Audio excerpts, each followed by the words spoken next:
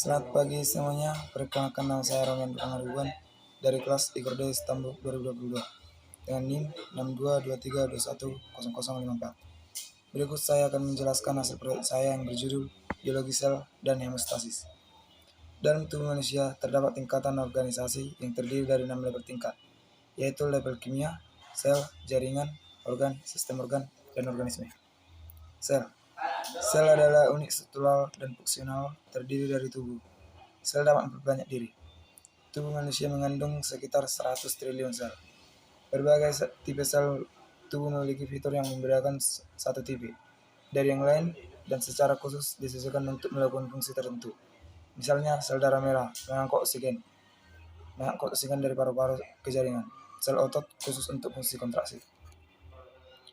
Membran plasma. Membran plasma ini adalah suatu struktur yang sangat tipis dan sebagai pembungkus setiap sel. Membran plasma juga memiliki kemampuan yang selektif mengontrol pergerakan antar molekul cis dan Cs, mengontrol masuknya makanan, serta menjaga keluar masuknya zat-zat tertentu. Setiap sel organisme hidup memiliki membran sel. Membran sel mengandung membranosa yang membungkus setiap sel dan menjaga cairan intrasel agar tetap berada dalam sel. Membran sel juga memiliki kemampuan untuk selektif mengontrol pergerakan molekul antara cairan intrasel dan cairan ekstrasel. Membran sel sebagai gerbang masuknya zat-zat lain, seperti mengontrol masuknya makanan dan zat-zat lain, mengeluarkan zat-zat yang tidak berguna lagi, serta sebagai reseptor untuk interaksi dengan membawa pesan kimiawi spesifik dan lingkungan sel. Nukleus. Nukleus atau inti sel adalah komponen tunggal sel yang paling besar. Bentuknya bulat dan dilapisi membran lapis ganda. Fungsi utama nukleus adalah menjaga integritas gen-gen tersebut dan mengontrol aktivitas sel dengan mengolah ekspresi gen. 2. Mengorganisasikan gen saat terjadi pembelahan sel, memproduksi mRNA untuk mengodekan protein. Tempat sintesis ribosom terdapat terjadinya replikasi dan transkripsi dari DNA. 3. Mengatur kapan dan di mana ekspresi gen harus dimulai, dijalankan, dan diakhiri. C. Sitoplasma. Sitoplasma adalah bagian interior sel yang tidak ditempati oleh nukleus. Sitoplasma terdiri dari organel dan sitosol atau massa kompleks mirip gel. Sitosol adalah suatu massa semi cair yang diikat oleh jaringan protein luas yang berbentuk sitoskeleton.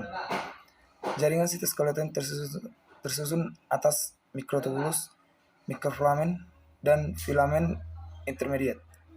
Sitoskeleton berfungsi untuk menyokong bentuk sel dan mungkin terjadinya gerakan-gerakan organel di dalam sitoplasma. D. Retikulum endoplasma. Retikulum endoplasma terdapat dua macam, yaitu retikulum endoplasma kasar menonjol keluar dan ditandai dengan ada ribosom. Retikulum endoplasma halus tidak mengandung ribosom. E. Kompleks Golgi. Kompleks Golgi sangat berkaitan dengan retikulum endoplasma. Kompleks Golgi tersusun atas tumpukan kantong gopeng, sedikit melengkung dan terbungkus membran sisterna. Kompleks Golgi berfungsi untuk sekresi protein yang memiliki ratusan tumpukan. F. Lisosom. Lisosom adalah kantung terbungkus membran yang berisi berbagai enzim hidrolitik kuat yang mengkatalisis reaksi hidrolisis dan merupakan organel dalam sel menguraikan molekul organik. Lisosom berfungsi sebagai sistem pencernaan intrasel. G. Mitokondria. Mitokondria adalah organel energi, organel yang mengekstraksi energi dari nutrien dalam makanan dan mengubah bentuknya dalam bentuk yang dapat digunakan oleh sel untuk beraktivitas.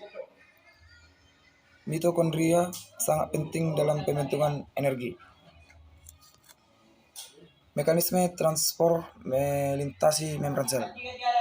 Aktivitas fisiologi dari sel tergantung pada senyawa seperti nutrien, nutrien, oksigen, dan air yang mana harus ditransfer ke dalam sel, dan pada waktu yang sama sampah metabolik harus diangkut keluar dari sel.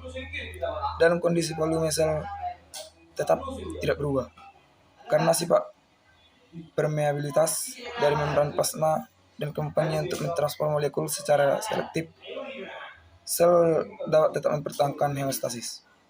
Ruptur dari membran, perubahan sifat permeabilitasnya atau penghambat proses transfer dapat mengganggu perbedaan kontraksi normal di sepanjang membran sel sehingga menyebabkan sel mati. Molekul dan ion dapat melewati membran plasma dalam beberapa cara, bergantung pada sifat kimia dan struktur dan fungsi sel. Mekanisme transfer melintasi membran sel yang terjadi secara pasif dan aktif. Mekanisme transfer melintasi membran sel terdiri dari transfer pasif, difusi sederhana, difusi fasilitas atau pembawa. 2. Osmosis, endosmosis, eksomosis. 3. Filtrasi. B. Transfer aktif. Transfer aktif primer memerlukan protein dan ATP. 2. Transfer aktif sekunder, gradient elektromia. C. Endoslisis. Plasma menelan partikel padat dan butiran kecil cair. Pengertian hemostasis. Seorang peneliti biologi Walter Cannon menyebut kemampuan mempertahankan keadaan dalam yang dimiliki oleh makhluk hidup multiseluler sebagai hemostasis.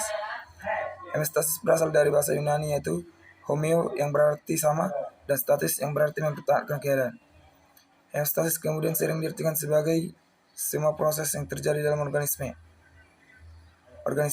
hidup untuk mempertahankan lingkungan internal dalam kondisi tertentu agar tercipta kondisi yang optimal bagi kehidupan organisme yang bersangkutan. Hemostasis adalah proses pemeliharaan keseimbangan tubuh akibat adanya perubahan lingkungan otomatis tanpa disadari. Sekian hasil proyek saya. Jika ada kekurangan mohon dimaklumi karena saya masih belajar dalam melakukan hal ini.